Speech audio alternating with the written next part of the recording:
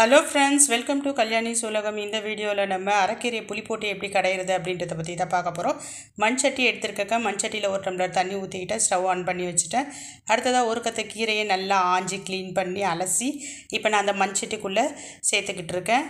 கீரை வந்து பார்த்திங்கன்னா அலசி எடுக்கிறப்ப நிறைய இருக்கிற மாதிரி இருக்கும்.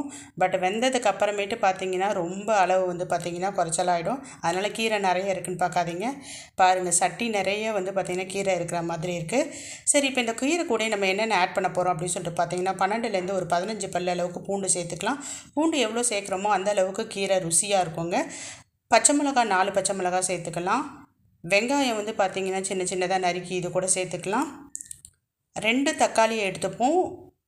2 தக்காளியும் அதே மாதிரி வந்து பார்த்திங்கன்னா நறுக்கி இந்த கீரை கூட நம்ம வந்து சேர்த்துக்கலாம். இப்போ நம்ம இந்த கீரை கூட போட வேண்டிய எல்லா பொருட்களையுமே வந்து சேர்த்துட்டோம். புளியை தவிர கீரை எடுத்துக்கிட்டோம், தண்ணி ஊற்றிக்கிட்டோம், பச்சை மிளகாய், பூண்டு, தக்காளி, வெங்காயம் இது எல்லாத்தையுமே சேர்த்துட்டோம். கீரை சட்டுன்னு வெந்துடுங்க. பாருங்கள், ஒரு 25% வந்து பார்த்திங்கன்னா கீரை இப்போ வந்து குக் ஆகிடுச்சு. இப்போ நான் வந்து பார்த்திங்கன்னா கலரி கொடுக்குறேன். தக்காளி, பூண்டு எல்லாமே வந்து பார்த்திங்கன்னா மேலே கீழே கலரி கொடுக்குறேன். அப்போ தான் எல்லாமே வந்து பார்த்திங்கன்னா வெந்து வரும். பாருங்கள், தண்ணி அதே மாதிரி வந்து கீரை கடைசலுக்கு வந்து பார்த்திங்கன்னா தண்ணி நிறைய வைக்கக்கூடாதுங்க. நம்ம அலசி எடுத்து போடுறப்பவே வந்து பார்த்திங்கன்னா அதில் தண்ணி சேர்ந்துடும். அதனால் வந்து பார்த்திங்கன்னா தண்ணி குறைச்சலாக தான் எடுக்கணும். பாருங்கள், நம்ம தண்ணி 1 டம்ளர் தான் எடுத்தோம். ஆனால் சைட்லலாம் பாருங்கள் தண்ணி நிறைய இப்போ இருக்கிற மாதிரி இருக்குது பாருங்கள்.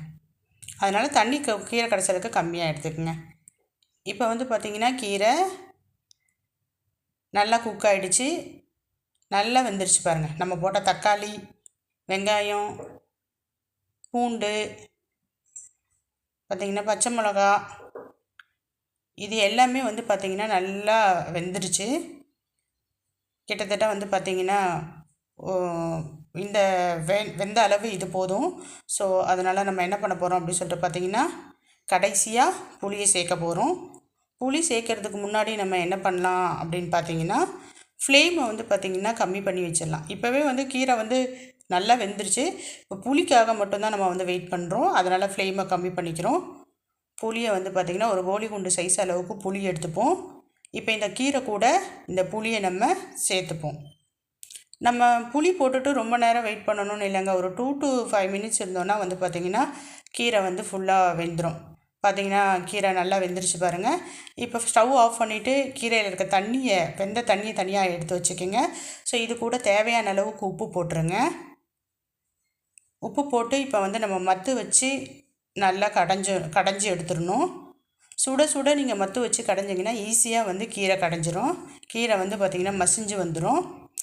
இப்போ மசிஞ்சு வந்துருச்சு, நல்லா கடைஞ்சி எடுத்தாச்சு. இது கூட நம்ம கடுகு உளுத்தம் பருப்பு, காஞ்ச மிளகாய் தாளித்து கொட்டிடலாம்.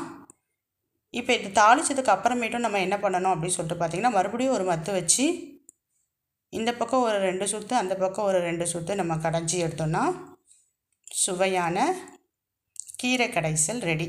அரைக்கீரை புளி போட்ட கீரை கடைசல் ரெடி. பாருங்கள், இந்த மாதிரி மிளகாய் கிள்ளி போட்டதுக்கப்புறமும் கடைஞ்சிக்கிங்க. பாருங்கள், அரைக்கீரை கடைசல் ரெடி ஆகிடுச்சு. இது சுடு சாதத்தோட போட்டு சாப்பிட்டோன்னா சூப்பராக இருக்கும். அரைக்கீரை பாருங்கள் ஃபுல்லாக முழுக்க ரெடி ஆகிடுச்சு. சுவையான அரைக்கீரை கடைசல் ரெடி. பாய்.